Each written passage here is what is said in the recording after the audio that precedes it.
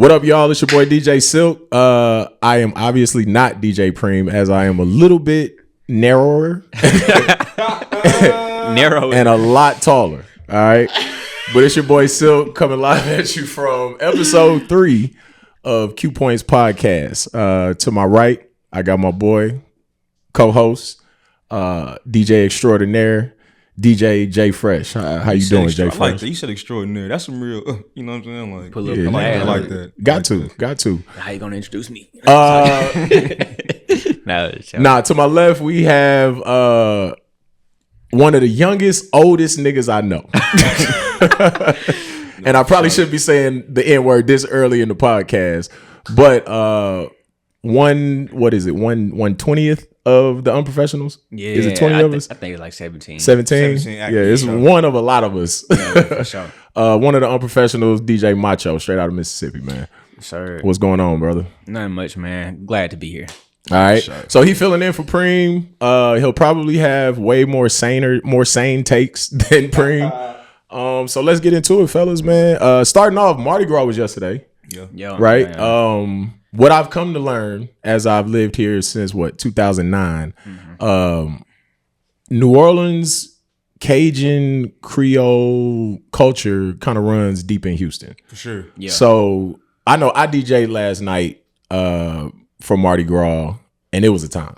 For sure. It was a time. I think people come out with a different expectation than a normal Tuesday, although some places do pop on Tuesdays. Yeah. But I think Mardi Gras brings something a little bit different.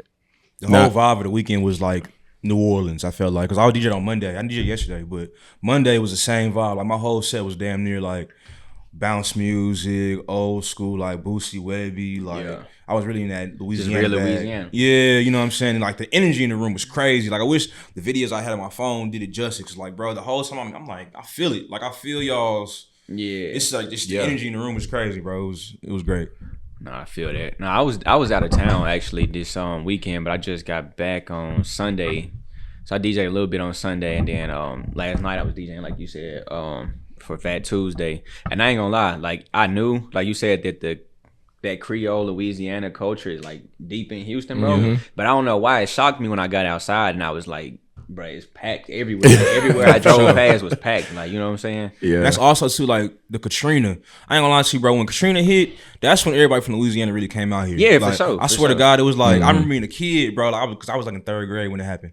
I remember like ever since then how much we just embraced that culture and like it was like emergence of everybody just black for the most part. You know what I'm saying? All it's crazy. Like we not the same, but we damn near the same, bro. Like nah, for sure. And then I mean it was the same way for us. Like I said, I'm from Mississippi, bro. Facts, so you know what I'm saying? It hit us, but it didn't hit us the way that it hit Louisiana, obviously. Right. But we still got a lot of like those storm refugees and stuff like that. So, hell yeah. You know what I'm saying? I think that play into why Mississippi culture is like, or party culture is kind of so similar to Louisiana party culture. Low key, because y'all got jigging too, huh? Yeah, bro. But we all got jigging. We got jigging. Louisiana got jigging. But see, our jigging is like super similar to Louisiana jigging. Like y'all is completely different. I feel like, different. You know what I'm saying? Oh God. Like we call ours swagging, like, you know what I'm saying? Because from Mohead swag. But yeah. Also, you see a lot of people that's still in the Mississippi parties that's jigging like Louisiana jiggers. You know what I'm saying? For sure.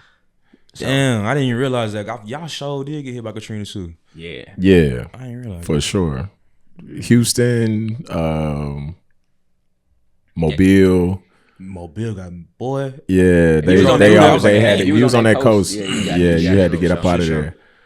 But yeah, so y'all ready to talk music? Let's do it. All right. So we had 2 albums again, 2 highly anticipated albums, 2 artists that haven't put out a project in quite some time. We got Jill Scott and we got Brent Faiyaz. So which one y'all want to attack first? We can talk Brent. I like Brent. Let's go Brent. All right. I like Brent.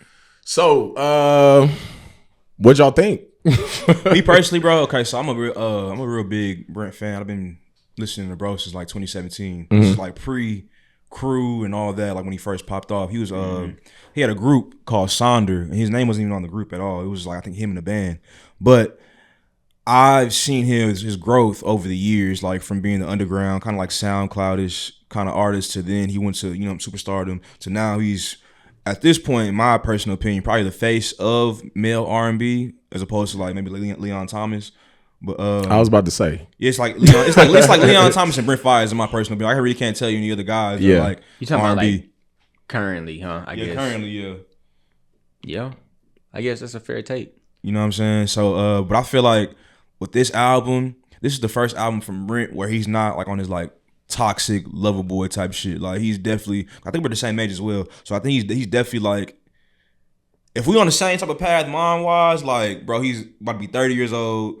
It's kind of on some shit like that. I've been doing this for the past 10, 15, how many years you been, you know, outside. Like I'm kind of tired of being that toxic male, you know what I'm saying, R&B artist. Let me sit down somewhere. Yeah, you know what I'm saying, bro. Like a lot of these songs on this album is real like just you can hear the growth as a man. And then on top of that, you know what I'm saying, with the music too. But like, bro, it's a good album in my personal opinion. Especially where I'm at in my life. For sure.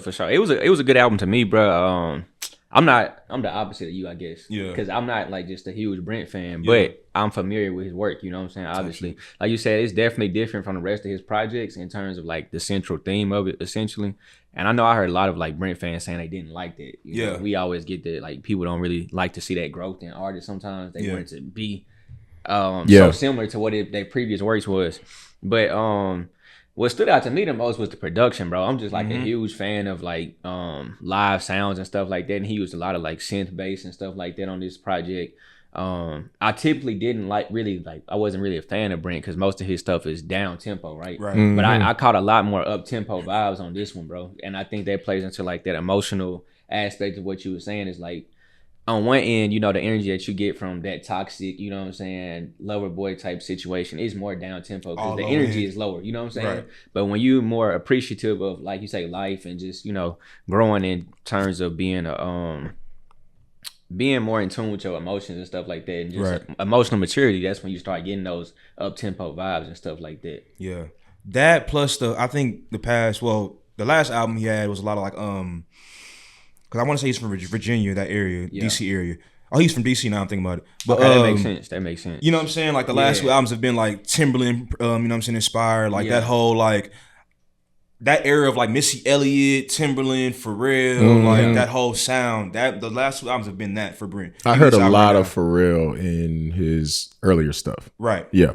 For sure. So like he has that, like you just said, like the more lively beats, the more live sound, like the kind of like the I'm not from there, so I don't want to sound crazy, but like the kind of like the go-go inspired. Yeah, I was just gonna say that's exactly what it is. It's there, you can hear it for sure. Yeah, you know, Tim, one of my favorite producers, so like that makes sense. Like that make perfect sense. I like why Timberland. It appeal more to me. Yeah, I just like the creativeness of his work. You know what I'm saying? No, for sure. Like again, like I said, like that whole era and that Timberland, Missy Elliott, what's the girl they have on the label too?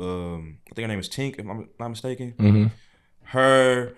Pharrell, like that whole around that time period, that whole area or whatever. I don't know what they had going on, but bro, it's like everybody that came from that area with like artist wise, bro, they all sound like they have great, unique sounds. It's like they're all great musicians. I like the change of the production. Yeah, and I'm glad you pointed that out because a lot of his stuff was very melancholy, man. And it was just like vibey and I'm a smoke to this and I'm a chill or I'm a, you know, have a woman over and set a vibe. But with this one, it is a lot more up tempo stuff. A lot of, I hate to use him as the comparison, but a lot of Tommy Richmond sounding music. Facts. But Tommy signed to him. Oh, is he? Yeah, so therein lies the change. Yeah, for sure. I like the change. I think he does a better version of Tommy Richmond. For sure. However, he still can't sing. Brent? Yeah, he can't sing to me. And you know what? And he can sing in the sense of he's in the right note and he can, you know, hold a note and carry a song. But like some of those songs, one in particular I was listening to, I think it was Butterflies. I've never thought about that. I think it was Butterflies. Can you sing for real? I wanted to hear somebody else on the song. Which one? Same words. I think it's Butterflies. That's a good one. Hold on. I like track 3, bro. That was my favorite track. Have to? Yeah. Have to was a great song. Is this it? Butterflies is a good song. Hold on. Yes. Yeah. I wanted to hear somebody else on this song. Girl. Party. Ooh, that'd been cool. Yeah, that would have been. I wanted to hear Party on that song. I think Party Next You Door know what I'm is saying? from I that wanted to area, hear too. Bryson Tiller on that song. I wanted to hear somebody who could like really like And you know that's sing. But again, we talked about this last week. I just come from that era of Facts. where niggas was really singing. Singing, Regardless of what you were singing about, it could be the most toxic shit ever. That is true. But they was singing. And see, our era, well, because we were closer in age, macho.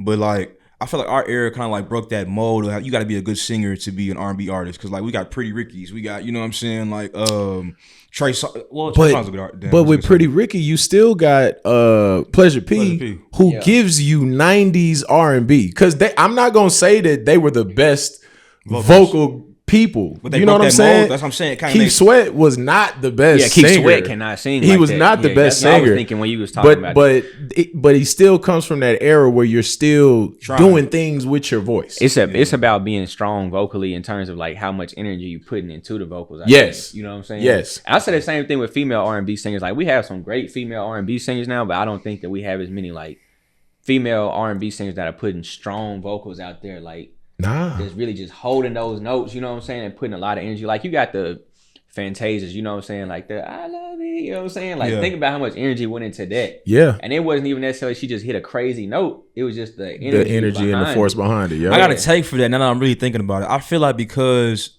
the energy of music, period, across the R&B genre alone was all low end. If you think about it, bro, for the past 10 years, the highest R&B artists have all been on that like kind of like melancholy kind of vibe. Like The Weeknd, Party Next Door, Bryson Tiller, Summer Walker, even right Jhené now. Aiko. Yeah, like even like right now, like K1. Yeah. Like everybody's on that like low end kind of vibe. I think Brent might be the first one to pop out, leaving that era alone. Now that I'm really thinking about it. You gonna make me look into that now. Yeah. I mean, that's fair. Because everybody from that era, like the past, like, at least for the past 10 to 15 years, has all been that vibe. Like, kind of like you said, smoky, I'm chilling, you know what I'm saying? I'm not really trying to like sing too hard because it's not the vibe of the song. Exactly. But now it's like, oh no, people are tired of that. They're And coming out of that era. I think the reason people are tired of that is because listen, like everybody clearly loves R&B. We see in all these R&B parties, right? Right. But the R&B that's being made, you can't really dance to it, bro. Right. Yeah. So how can we have these R&B parties And play new R&B. and play new R&B? Because everybody said they're getting tired of hearing Candy Rain and everything else essentially. Right. And I mean, I am too. But how can I play the new R&B and make y'all dance? You know what I'm saying?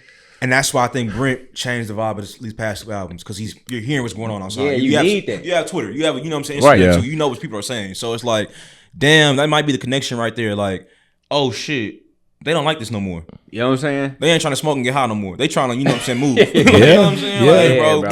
And two, how long has Brent been doing this? I say since 2016, 2017. 2016, right? So from 2016 to now, that's 10 years, bro. Grown as a man. Yeah. facts. You've grown, Yeah. right? And your audience has grown with you as well. Right. So you would be a fool almost To stay in that same pocket. to stay in that same pocket when the people who started listening to you in 2016, like you say, like you thinking about like, where am I going in the next 10 years? How am I going to set myself up for the next 10 years? I can't be out here chasing a bunch of women because that's going to distract me from my goals. Right. If I do got one solid woman with me, that's probably going to increase my focus potentially. You know what I'm saying? That is my vibe. If you my find the life right now. one. That is my life right You feel now. what I'm saying? I'm not So, gonna lie to y'all. like, And then it go back you to can't just keep doing what you're doing. And Right. that's why, and this gets, you know, a little further along into our topics, but I'm anxious to see what Future's gonna do with this project. Future is almost because he what? has to. He's bro, older than me. Is bro almost 50? He's older than me. He's like 42, Yeah. I think 41 or something like that. Yeah, Something like he that. in his mid to late 40s. Okay, so I ain't gonna lie. Me personally, I don't care. I know. I like Future, bro. Future keeps I doing just the same thing. No. The sound ain't gonna change. Like Future is doing what he's doing. Yeah. But the way that he talks about things, I think I think that changes a bit. Though. I think that changes. I'm gonna be honest though, Shook. I feel like in hip hop is different from R&B. R&B, we want to see that growth from certain artists who more like the more of the story. With hip hop, we're in love more with the character. That's a Hey, good that's point. a valid point. You know That's what a I'm valid saying? So point. we're more in love with the character more so than just, you know what I'm saying, who the person is. And is that an issue for hip hop? If we're only falling in love with the character. The Now, persona, basically. I know the argument would be the easiest argument would be NWA because only one of those dudes was Gangsters. was actually a gangster, Yeah. right? R.I.P. Easy. But I don't know, bro. Like, is that an issue if we I don't fall think in it's an love issue. with the character and not I think the person? Because like, even though NWA was portraying and putting on a lot of it, I think it's still the way they gave it to us. You know what I'm saying? Still, you still were able to connect with Ice Cube as a person, Because you know he was really from there. right? Yeah. I think Right. I think that character part of the hip hop situation goes into the storytelling aspect of hip hop. Like Right. you have to create that. You have to create that character in order to portray the story to the fullest extent. Like it's almost like acting to an extent. Right. Like we love genuineness in hip hop. Like you know, what I'm saying authenticity. I guess should have been the word to use, but. In order for you to really get that feeling, you need to see, like, you need to look the part of what you're talking about. You know what I'm saying? And I think that just goes into branding and stuff like that, which is why, like you said, Fresh, we fall so much in love with the character of it because the character is just as much of a part of the story as the lyrics. You know what I'm saying? What they're talking about, But if not more. And as a fan of storytelling, and when I taught English, we taught static and round characters. We taught flat and round characters. You know what I'm saying? Right. So I don't want my characters to remain flat. Nah, I feel that. I want to see the full development. circle. I want to see the development and not even necessarily what you're talking about, but how you talk about it. Because Seen It All is the perfect example of, for me, a rapper going back, talking about some shit in a way that is reflective. Jay-Z's verse. Yeah. You feel what I'm saying? No, that's It's crazy. I just played that last He's night. talking bro. about he's talking about the same shit he's been talking about since Reasonable Doubt. But it's polished. But the way he's talking about it, not even that it's polished, it's just from a totally The different perspective. Yeah, I was just gonna say it's that like perspective. the statute of limitations is up. I can finally talk about this shit in the way that I want to talk about it. Yeah. And I'm so far removed from it. Yeah. But I remember these stories and I'm gonna give you these cautionary tales because he's not glorifying it. Right. It's like just talking about my shit. life. We went down south, met the plug, got back home. That nigga dead. Yeah. You know what I'm saying? Like he's showing you the pitfalls instead of glorifying it as he would an imaginary player or politics as usual. You feel what I'm saying? Yeah. So from Future, like if he does anything like what he did on Bunce Road Blues, I'm cool. Yeah, facts. Oh, yeah, that was That's the thing, crazy. too. I feel Plus also- giving me the Crazy March Madness and Bro, Future is the multi-faced giant of hip hop. Like this man can do literally every. That's what I was pocket, just about bro. to say, Like bro. all right, anything. wait, let's hold off on Future because Okay, we I'm sorry. jumping the gun. I'm a real Future fan. Well, you know what? Fuck it. We here. Yeah, let's we do here it. since we talking about Future. T.I. and 50 Cent kind of sparked the versus thing again when they got to talking about, T.I. kind of called 50 out. Don't get me into that. And then it was I'm not getting into it. we Don't get me into it, bro. we touched on it last week, but we touched on we touched on Future and Youngboy, and Youngboy kind of Now that was the pause right there. young Youngboy.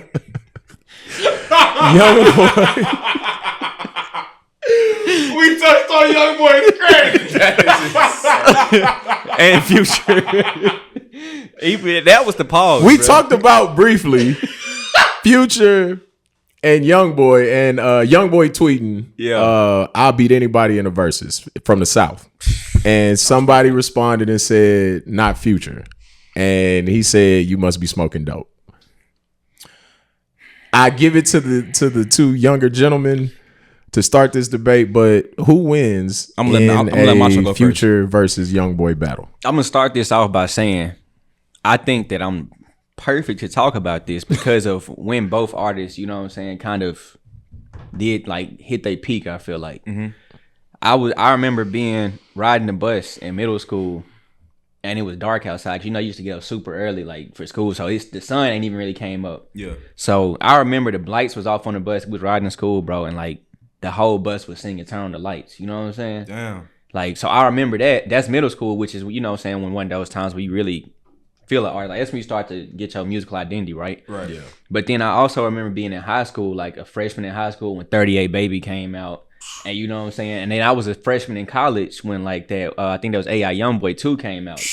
So like I saw like the peaks of both of these artists in some very pivotal times in my life when, you know what I'm saying, music was really like hidden, different. Yeah. Bro, I had kids. I had children running around during these time periods that he's talking about. I feel old as shit, man. So go ahead, man. So man, what I would have if you just asked me to answer the question, I'm going with Future. Mm-hmm. And I say that because we got to break this down into the argument. The argument is about a versus. When we think about a versus is about a performance, right? Mm-hmm. And it's about the impact that you have on that crowd that's in the building. Mm-hmm. Future's tracks are hitting harder than Youngboy's, and when you play those across multiple demographics. That's my argument. I just feel like culturally, Future's tracks hit harder. Like, I don't think that Youngboy has a March Madness. And that's just topping. That's just like, you know what I'm saying, stating the obvious song. That's not even going into the B-sides or anything like that. I don't think that Youngboy has those types of records yet. Now, time might change that, but right now, I don't see Youngboy. I feel like March Madness is one of those cultural records, almost like the Dreams and Nightmares. You know what I'm saying? It's one of those records. Like, what record does Youngboy have that can even compare to that in terms of cultural relevance and importance? Like right now, yeah, Shot Calling. No. Yes. What? Bro, listen. And this is why I say this. Is why I say this, bro. Every demographic knows the words to that song. I'm talking about old, young, male, female, shit. Like, bro, I'm say this. For one, our first glance, yes, you'll say Future because he's been here longer. Right. We have more of, you know what I'm saying, emotional attachment to Future. Yes. Right. I'm not saying that Youngboy will even beat Future. But what I am saying is, though, it's the same thing I thought when I saw Mike Will versus Hit Boy. Bro, y'all sleeping on that man, boy. I ain't gonna lie. Sleeping on Hit Boy? Niggas was sleeping on Mike Will made it. Niggas okay. No, I thought, bro, I ain't gonna lie to you. Everybody I saw talk about this, the little matchup was talking about Hit Boy's gonna. That's crazy. And in my personal opinion, I feel like Hit Boy did have more opportunities to watch him, but like you just said, performance wise, when he got to that part, no, bro. And it stands to this. I feel like when it comes to Youngboy versus Future, bro, just the energy. I've never seen a Future concert with the reactions that Youngboy had at his concert. Right, okay. Niggas, I'm talking about niggas was in the fucking stands. You know I saw the video. Hey, shirts off, shiesty on, going crazy. That was insane. Women, kids, old, young, it didn't matter, bro. Like, and I said to say, only reason why I wanted to stop and look at the lineup is because, bro, where Youngboy is right now at his age, musically and actual age as a man, as opposed to Future where he was at, bro, he surpassed Future. He's shitting on Future, gonna be real, because Future, he didn't get hot for real. He was down there 30. Youngboy only 24, 25? He been hot for the past 10 years. Youngboy is 26, I believe. Okay, he a little bit older than me. 26, but the past 10 years though, he's been him. Yeah, for sure. You know what I'm saying? Like, Future, granted, again, yes, we know on paper that Future probably has more hits than Youngboy, but I'm gonna say Youngboy got some shit too that y'all gonna love if they did it, you know what I'm saying? Yeah, for sure. See, and that's what I'm saying. I don't want to discredit Youngboy in my argument. I don't want to make it seem like he don't have the catalog to stand up there with Future, right? Yeah. That's not what I'm saying. He might be the only young artist that has a catalog to stand with Future. Right. Because his catalog is crazy, bro. Yeah. Like he one of those artists that's giving us albums, you know what I'm saying, or at least mixtapes. Right. He'll give us like 2-3 of them in a year if he want to. You know what I'm saying? Because he just got with that 30 songs on it. With 30 songs each, bro. And you know what I'm saying? Like you said, we get those records like Shot Calling, Right Foot Creep. Come on now. Came Through Swerving, you know what I'm saying? Lil Top, like Lil 38 Top, Baby. Like he got some songs, He's got the records, bro. But it come down to like you were saying with the Mike Will and the Hit Boy records. Like when you look at their catalogs, now that one was tough, but I think like I was telling y'all in the group message, Hit Boy had those records that if he would have played them in the right way, man, it would have just been like one of those things where it's just like, bro, I don't know how you can top that. You know what I'm saying? Because like, what was that? Didn't he have Niggas in Paris? Was that him? Yes. You know what I'm saying? Like that should have been one. That's one of those records. Like, how do you top that? You know what I'm saying? So, not to get off of Future and Youngboy, but I did have this to say about Hit Boy and Mike Will.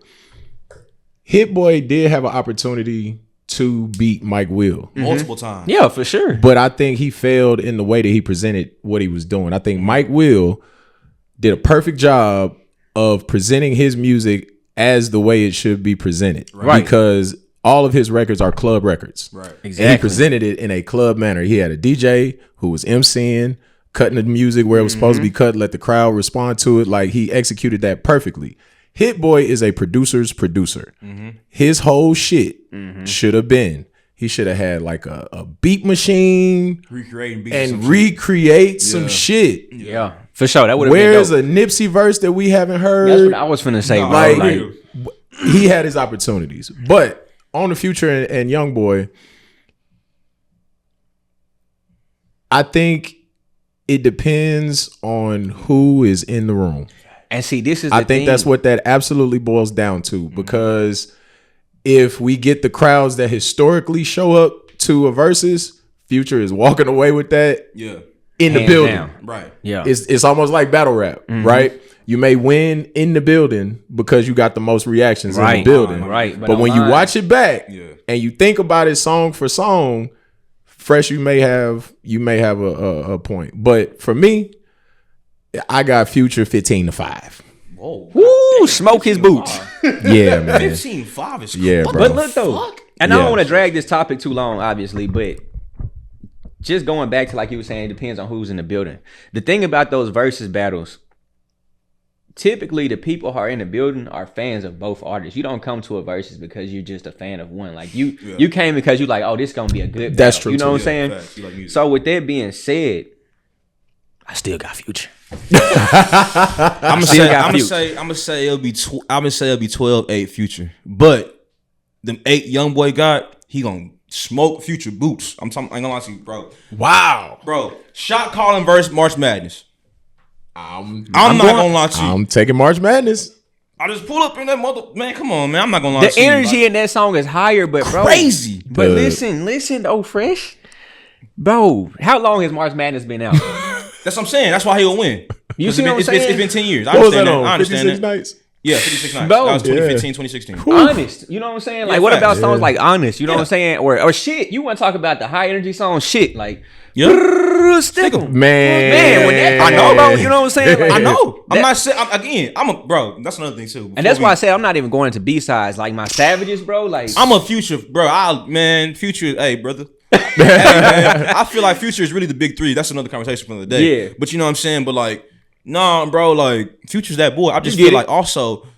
It's the same thing with like T.I. versus 50. Like, yeah, we know 50 got in the club. Yeah, we know 50 got Wingsta, all that. But bro, T.I. In Nigga, a- that's in a T.I. room. Man, Nigga, don't nigga, play with that's that boy. T.I., Where nigga, like, perform- come the on, king, man. Where man. Don't performance play with the matters. Like, come on, man. Yeah. performance matters, bro. Yeah, for sure. Performance I don't matters. want to see Curtis get up there and stand with his bulletproof vest. Bro, when I on. saw I'm tired of it. all respect to 50 Yeah. Cent, but when I saw him doing He the gonna upside kill us down if he see shit, this. Super Bowl, bro, come on, bro, you look crazy in the face. Come on, bro, your face looks swollen as hell. All right, Come on, bro. y'all really trying to take this pod out of here, huh? My fault. I forgot we on camera. Hey, he I forgot go. we on He is Forgot on. who you he- playing with. camera. I forgot we on camera. I'm sorry. So you got Future. I got Future, man. I got All right. Future, but I can respect. You know, what I'm saying anybody who defended YB. Listen, I can man, I'm respect 40, man. Future 15-5. Young boy got 15-5 is five crazy, five songs that I think would win, and I play all 5 of them right now. Man. Yeah, Yeah. That's. But he ain't been around long enough. Yeah, Let's have this conversation in Let his music age. 10 years. Let Because that's when Future kind of, came into being who we know. That's what I'm saying. I feel like no. So that's what I'm saying. Let's have this me conversation clarify. in 5-10 years. Where Future was with DS2, that's where Youngboy is right now. Okay. Because Youngboy's 10 years in the game right now. See, I didn't name no And record. DS2 is 10 for Future. Yeah. Well, no. Well, technically 20, but then or 20 years, I think, because he was really around like the early stages of the Got you. family. Yeah. But you know what I'm saying? But like recognition As we know him. as we know him, Yeah. 10 Yeah. years. Okay. All right. Well, another legacy act. She dropped the album. Jill Scott, To Whom It May Concern. Dope.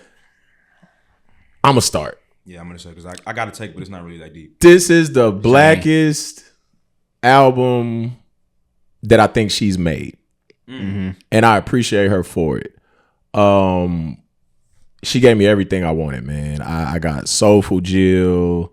I got Conscious Jill. I got Rapper Jill.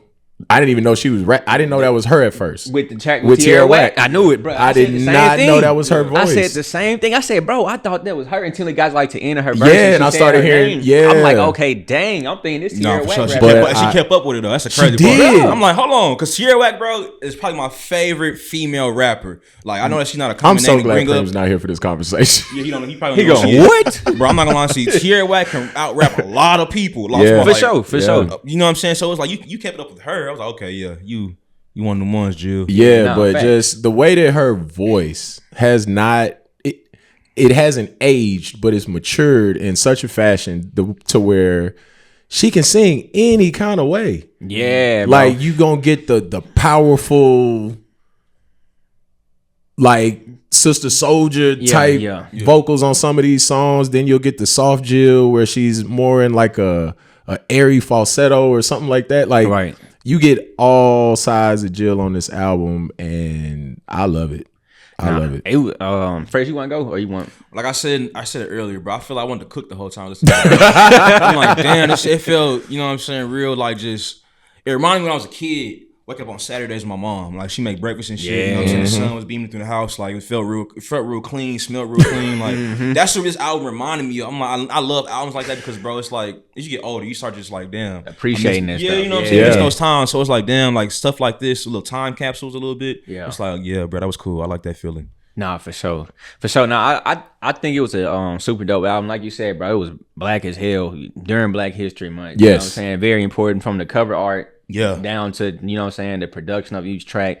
I think what stood out to me most was like the way that she delivers her lyrics. It's like you can really tell. It makes you feel like you at an open mic session, like a spoken word session. You know what I'm saying? You can tell that she's very poetic in her music. And then not only that, like you said, she does everything, bro. Like she was just very artistic and expressive about every little thing. You know what I'm saying? And different experiences. Like what was the track when she was talking about she tired of nigga blues. Oh yeah, I Pay You Tuesday or something like that. Yeah, I forgot, but I just, you know what I'm saying. It's like she's speaking on every little thing, bro. Pay every on corner, Tuesday. every corner of the experience of just, you know what I'm saying, living life. And you know, even in that one, she said it's not. If you think I'm just talking about black people when I say nigga, then you're the problem. You know what I'm saying?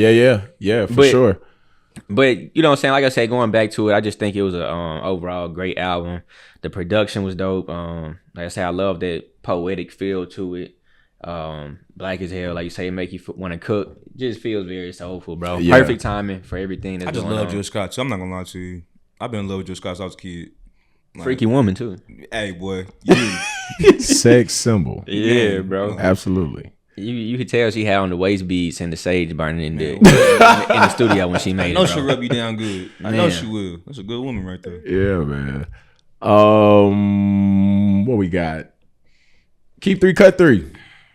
We got this. Okay, bit. All right, we gonna do 2.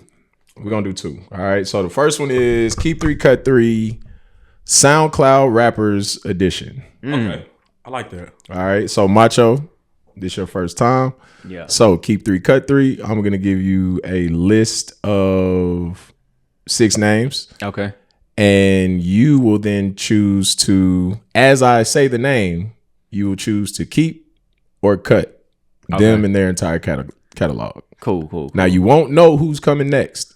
Damn. So you got to think about how important is that catalog to me. All right. Yes. To me. Pring gave you this? Yeah. I'm trying to see who he picked as artists. This is from Pring. This is interesting. Because I didn't grow up on SoundCloud. Bryson Tiller was the last SoundCloud rapper that I... That's what I was going to say, bro. Before we even get into this, like I said, I know that was probably my era, technically, from what I was growing up in. Yeah. But my big brother had a lot of influence on the music I was listening How's your brother? to. My brother is the same age you. He's 20. I'm going to say, bro, SoundCloud was me. My junior year of high school up until maybe like my junior year of college, like that's all I listened to was SoundCloud, bro. Yeah. Like all SoundCloud. I'm trying to find new songs. I'm trying to find, you know what I'm saying, the unreleased. I'm trying to find everything on SoundCloud. Right. Yeah. Okay. Let's roll it though. Let me see. Right. Let me see what I can do. Lil Uzi. Keep. Come on, keep. That's not I gotta question. keep. I ain't gonna lie. That's I the gotta Godfather of SoundCloud. Yeah.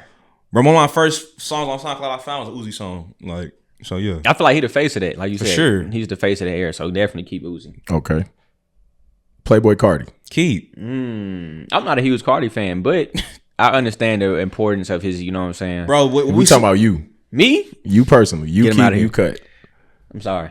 Now I'm y'all not a fan of Cardi. Now like we that. did. You gotta be be the decider. I'ma say keep. Okay. And I I'm can gonna respect it. say keep, not because I listened to him when I taught high school. Yeah. That's all them little kids talked about. Yeah, for sure. Youngboy from my black kids, a little Cardi, but the white kids, Cardi. Yeah, oh bro. man, That's what they I'm love saying. Playboy like, Cardi. Like I understand how big, Yeah. you know what I'm saying, of a impact he has had, and like you say, if Uzi not the face, then Cardi's the face. You know what I'm saying? Okay. So I'm I gonna give you understand, this, bro. When I first moved to Houston, Cardi was sleeping on one of my homegirls' floor. No bullshit. Straight up. No bullshit. The song around the time period he made the song Fetty with Maxo Cream and Dash. He was in Houston heavy. That's Like, before he damn sold near- it. Before he sold his ass. I don't know about that. Before or after. He was so out here. You know what I'm saying? I don't know. I got a different Cardi. Keep that, man. All right. Trippy Red. I like Trippy. I'm keeping Trippy. You can cut, bro, for me. I'm not really a fan like Yeah, that. I'm cutting. I'm a personal fan of Trippy. That's how it is. You know what I'm cutting saying? You Trippy, ask him man. out. I'm cutting. I respect it though. I respect Yeah. because he's had some great moments and great songs. He's Yeah, not, for you know what I'm sure, saying? for But I sure. feel like in comparison to Uzi and Cardi, they're still here. Trippie Redd kind of fizzled out. Yeah, for sure. He more of just a persona at this point. Yeah. For sure. All right. So Dang, I got 6. Hold on. You can only keep 3. Let me cut him. I'm sorry. Okay. Let me cut him. I forgot I only got 3. I didn't kept 1. All right. So who was that? Trippy Red. All right. Lil Pump. Damn, I should have cut. I cut him. Cut him. No. We still got 2 names left. Okay. Cut Luke, yeah. Because I'm like, if he's the last nigga, get that nigga out of here. Or whatever he is. Shit. I know the last 2 then. I Shout out to Lil Pump. Yeah, fuck no. Triple X. Tentacion. Respectfully, I'm cool on it. I understand how everybody feels about Triple X, and that's not even my generation for real. But me personally, bro, Okay. I'm not. That is a little closer to yours. Yeah, bro. First of all, how many have we kept? We got 2. We kept We kept Uzi and Cardi so far. Uzi So and I Cardi. can't keep X. That Damn. last one got to be Yachty then. It's Lil Yachty. Yeah. Oh, you got to keep Yachty. Yachty's one of the ones too. Like he's I'm a keeping forefather. Okay. I ain't gonna lie, I wasn't really a big fan of Yachty when he first came out, but like the development that I saw of him over the past, I say like 6 years maybe. I'm a fan of what some of the things that he's done with Drake. Yeah. I'm a fan of his production. His I'm a production big is fan of hard. his production. I think bro is a great writer. I know. Yeah. Also, like I say, when I saw him get with them Detroit boys, like that's when I feel like he really started. You See, know, me they- personally, they- bro, Yachty put a lot. From my perspective, Yachty put the Detroit wave on. Yeah. Because he's the first one to collaborate with T Grizzly, you know what I'm saying, when he first got out. And then after that tape he put out, he got Babyface Ray, V's, Icewear Vezo. Like he damn near put my eyes on all of the whole Detroit wave, you know what I'm saying? Like, Yeah. It was just that SoundCloud era, like specifically like rappers like Yachty, it was almost so playful and like goofy almost. Yeah. You know what I'm saying? It was Yeah. hard to take it serious at the time. Like it was. who is this guy with red braids, bro? Like, you know what I'm saying? You were still in high school around that time period? Yeah, I was definitely. Yeah, that was my freshman year of college when they started like popping off. So I'm like, we had fun, bro. Like you gotta think about it too. Like that's the same era as like fucking Ray Shrimmer. So like, Hey, what were those parties like? what? Like college Bro, I'm not parties gonna lie, around see. the Ray Shrimmer. House party vibes, bro. Lil I'm talking about Uzi. Everything was what's the shit called? The movie Project X. Every party. No, I can believe that, bro. Bro, you're laughing. I'm so okay. For example, With my that first- music, I could believe bro, it. my first party I ever DJ, we caved the floor in of the dorm. Like I'm talking about, like if you go to Tier Wester, T2, I think it is, and TSU. Boy, got real memories. Bro, what? I know that floor is still caved in, bro. Unless they fixed it, but you know what I'm saying. Like we talking, like if you could see it from the you know what I'm saying, somebody's roof. Like, oh damn, my shit got a dip in that hoe because we didn't jumped. You know what I'm Crazy, saying? man. Bro. We going crazy, bro. So like That's that whole hilarious. era was like, yeah, house party vibes. Beautiful. Yeah, nah, that's lit. That's lit. Okay. All right. So in the city, there has been a lot of talk of, you know, the DJ's role as far as the music scene in Houston. How do y'all feel about gatekeeping As a DJ, as a DJ? gatekeeping. That's in what aspect though? Yeah. that's what I was trying to say. 2 parts. One part, DJ to DJ. Okay. Just reaching back, paying it forward, you know, seeing a young DJ that's up and coming, or just a new DJ in the city. How do y'all feel that, you know, the veterans out here appreciate or tap in with some of the newer DJs? Veteran DJs out here, I'm not gonna lie to you, bro. And I'm glad you asked this question. I didn't have but a select few of DJs that really like was giving me game when I first came up, and that's DJ D Wells, Reggie B, McDaniels. Outside of those three, everybody else is kind of like on some like, you gotta learn on your own type shit. Like you gotta, you know what I'm saying? Like kind of give a nigga a cold shoulder. Yeah. No, I don't. You don't have to give me anything, bro. But with the way because I've been DJing for the past 10 years. So with me, I ain't gonna lie to you, if it's a young DJ, I'm supporting, because I just feel like, bro, I was in that position at one point. I didn't have no support. I feel like I didn't have nobody really, like, you know what I'm saying, helping me out. I'm gonna help you out. But I feel like in Houston, it's a bad stigma with, like, when it comes to, and I don't want to put this energy out there because I could be wrong, but I feel like a lot of times it's like, oh, he's new, man, fuck him, he ain't nobody for real. You know what I'm saying? Or like, you gotta really earn it. And it's like, bro, I ain't gonna lie, like, I feel that, yes, you should have some type of, like, pushback on somebody that you can see how serious they are. Right. But it's the way people are doing it sometimes. It's kind of like on some like little broing somebody. It's like, bro, I'm a grown ass man, bro. You know what I'm saying? I'm gonna respect you because, hey, bro, you know what? You want to do it, and I think you're serious enough. Okay, bet I'm gonna help you out. But I'm not here to like, you don't gotta hold my bags. You know what I'm saying? Like, you don't gotta like do no weird shit like that. You know what I'm saying, to get on. Like that's niggas be talking about, you gotta carry crates. Nigga, I'm not. Come on, bro. You a grown ass man. I'm a grown ass man. We both trying to get some money. Right. Hey, bro. I think another angle of that is like, bro, you don't know, like, for instance, people that's new to the city, you don't know where they came from or what they did before they got here. You know what I'm saying? Now, granted, once you get here, I've been here 4 years now, bro. You know what I'm saying? Or going on 4 years. Yeah, going on 4 years. This year will be 4 years. So I understand the aspect of like your resume resets when you get here. You know what I'm saying? Right. Nothing that you really did from where you was at matters anymore once you get to Houston. Right. Because everybody here has probably done that same thing in this city already. Right. You know what I'm saying? Big ass major market. Yeah, you know what I'm saying? And it feels unfair, but it just is what it is. The game is the game, right? But like you say, going back to some of those names, like Reggie B was definitely, you know what I'm saying, one of those people who welcomed me in with open arms. A bigger name, I ain't gonna lie, like Rogers was actually pretty friendly to me, bro. Some people have said they had different experiences, but my experience was cool. Shit, you was like one of the first people when I came to the city that I linked up with. That's like the main people I could think of for sure. But in terms of gatekeeping, you know, I'm not one of those people, like, even now, since I've been here 4 years, which probably ain't shit compared to most people. I'm not stiff arming new niggas, you know what I'm saying? Right. Like, bro, I feel like it's natural selection, honestly. Like, if you good, bro, you gonna end up finding your way in. And if you good, I'm not trying to keep you out. Because, like, you're good, bro. Like, you deserve, you know what I'm saying, to do your thing, bro. And I respect you for whatever you did before you got here and for whatever you do when you get here. I think that's the lame part of it. Is like somebody who's good and you trying to keep them out. Now, if they suck, like, obviously you shouldn't be here, they're gonna rush out anyway. You know what I'm saying? You gonna get kicked out anyway. But other than that, I think it's natural selection in terms of gatekeeping, or it should be at least. Yeah, I learned that lesson very early on. Like, just keep doing what you're doing, and eventually it's gonna show. It's gonna show, and somebody gonna see. Right. And Trey Stacks was the one that told me that. I think I pulled up on him at Uptown or something, like way long time ago when I first started DJing, because I only been doing it 5 years. Okay. But I was like, man, how you get booked up like just multiple places all day long and stuff?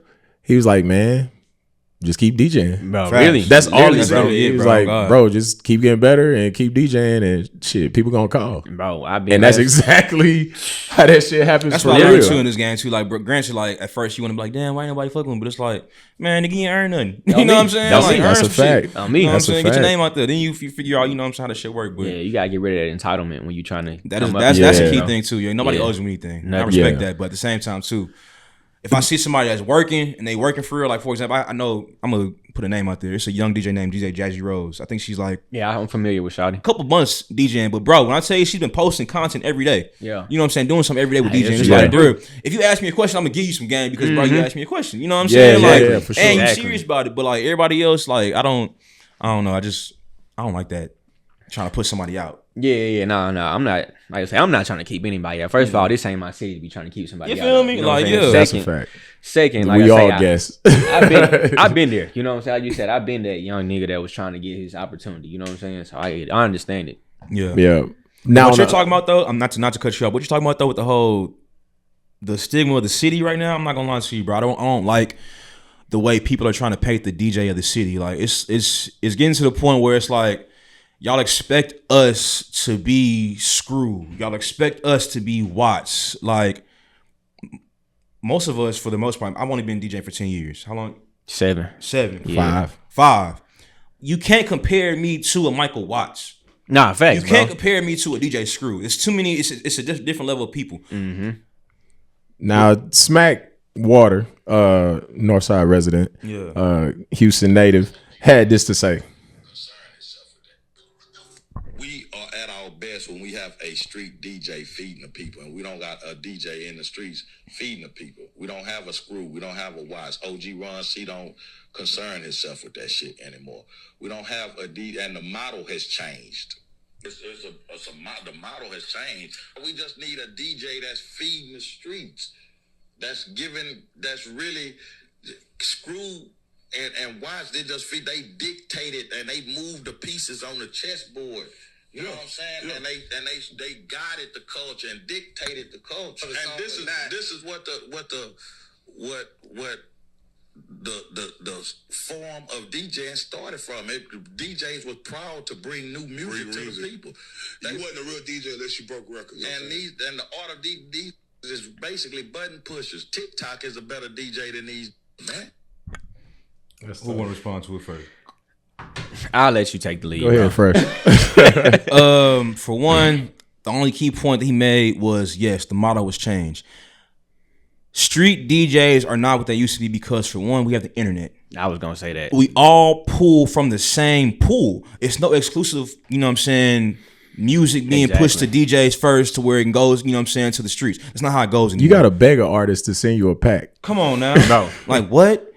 Bro, if he made a point of saying that TikTok is more of a DJ than us right now. That's okay, cool. Sure, TikTok is feeding us music that we all know everybody likes, but at the same time, too, we have to play it outside.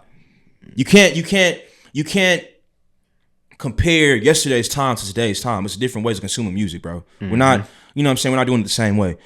And on top of that, you wanna, like I said, you wanna compare us to the forefathers. They're the forefathers for a reason. You know what I'm saying, bro? They were 20 years of legacy. I can't compare to that.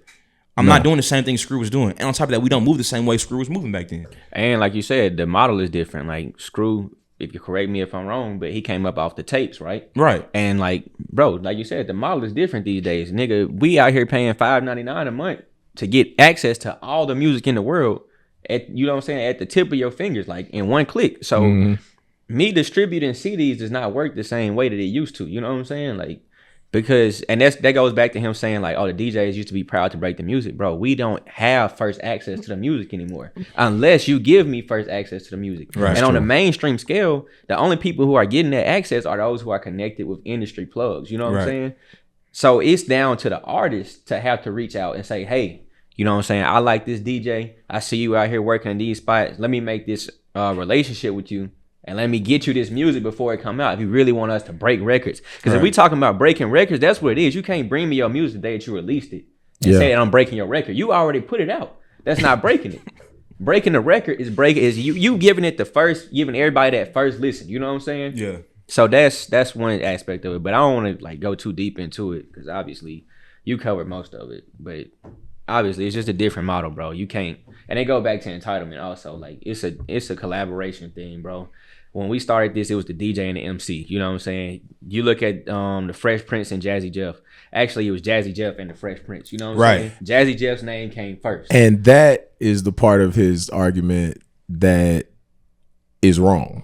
The DJ didn't start out with breaking records. Exactly. The DJ started out with just rocking the party with the records that he had. Exactly. And then it evolved into, oh, this DJ is going to be at this park at this time, and I know it's going to be a bunch of people there. I got this new song that I just laid down. Exactly. I want to put it out. Radio wasn't playing our stuff back then. You know what I'm saying? So it depended on the DJs. And like you say, it's too many mediums for us to get music as consumers. Right. Like, I don't get first access. Like you say, we don't get first access. And I think it's a bit of cap and just not cap because cap is lying. I just think it's just him not knowing who's actually boots to the ground doing it. I can name DJs off the top of my head right now. DJ Allo is one of the DJs in the city that is constantly looking for and breaking and playing new music. DJ Anarchy is another one, and he's kind of got a bit of an industry plug, you say, to where he can get access to these artists that are on the cusp of breaking, and then he does what he does and helps out with breaking that record. Kiadi is one of the forefront is on this right now, because he's actually boots to the ground telling all new artists, hey, come showcase your talent right here with me. It ain't about me getting a record now. You know what I'm saying? Exactly. Now it's about tapping in with an ace persona as a DJ and pushing his music. Reggie B tapping in with Brody Fresh and consistently pushing his music. Like that's where things have gone right now. Allo, I think he has ties with Fastlane and his camp. So he's gonna get music before, you know what I'm saying? And but these are all DJs that we're talking about that have years in the game. Facts. You know what I'm saying? On, and these guys are doing it. So I just think I think his heart is in the right place. For sure. Because he is so Houston. Yeah. And like all of us that live here, we all ask the same question. Why is Houston music not as prevalent as it used to be back in 2000 10, 11, 5, 6, 5? 4, 5, 6. But see, like, somebody made a great point the other day, and I listened to like what he says a lot. You know what I'm saying? I really respect it. Each time Houston's had a big surge of artists come out like that, it's always been a movement behind it. So if you think about it, you know what I'm saying? If you go back all the way to Scarface, they had, I want to say it was Tony Draper back then with Scarface, Mike D, Bushwick Bill. This is even before like SUC even came around. Then you know what I'm saying, passed down to Street Military. Street Military, then went from Street Military to SUC. SUC, Swisher House. Then they had the whole run with goddamn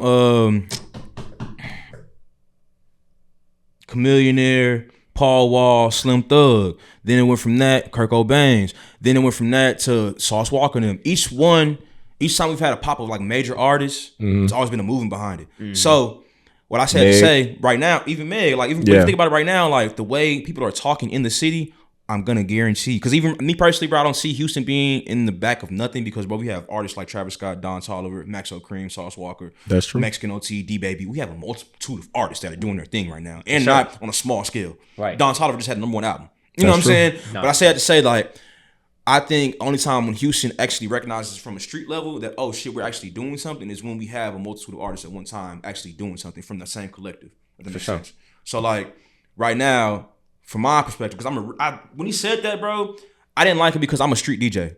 I'm literally tapped in with a lot of local talent in the city, and I push local talent all the time, bro. I'm tapped in with Stay Down Productions. I'm tapped in with Cap Season. I'm tapped in with Networking the Streets. These are all blogs in the city that push artists, local talent, and really are doing something for the city. For example, Stay Down Productions, the Coalition. The Coalition is literally like 20 artists right now. Ace Persona, Doughboy Pat, Wafo, Pronto Doe, Young Mata, Eli, Willow. It's a gang of artists from the city doing their thing, but I can guarantee you though, y'all haven't tapped in with it because why? You don't see them in the club all the time. My thing is, we can do a you know what I'm saying, a finger pointing game all day long. We can all say, oh no, he ain't doing this, over there. Blogs messing up, DJs messing up, clubs ain't letting. Bro, stop that. Because when we get on these cameras making these points like this, now the optic is outside of Houston. Oh, they ain't doing shit in Houston. Yeah, facts. Same thing was happening to Atlanta. Like, we got to stop doing that, bro. We got to stop getting on these cameras trying to point fingers at the same people that are trying to help us out. Yep. How does that work? You know what I'm saying? Nobody wins when the family instead of saying, oh, no, ain't nobody from Houston really making no noise. Well, shit, we got Don Toliver. Hey, bro, everybody hop behind Don Toliver's wave. Support him. Why are we not doing that? We have Sauce Walker, even on the street level. Every time Walk drops an album or a song, why are we not all pushing that song? Not just DJs, not just, you know what I'm saying, blogs, but everybody. People. Stream that joint, request it when you go out. Bro, stop complaining when we have the power. Stop complaining when you have the power to change things. Nobody complaining. It's a machine. Has ever came to me and requested any Houston artist outside of Leo, Lane, Ken, Meg. Yeah. And maybe some Don Toliver. That's my point. Y'all get on the camera, want to be negative the whole time, and not even trying to, like, you know what I'm saying, really help. Y'all just want to oh, no, he's not doing this. He's not doing this. Like, damn, bro, what we doing? A lot falls into our lap. Yeah. And like you say, like, just the DJing itself has changed. And McDaniels made a good point on Threads the other day.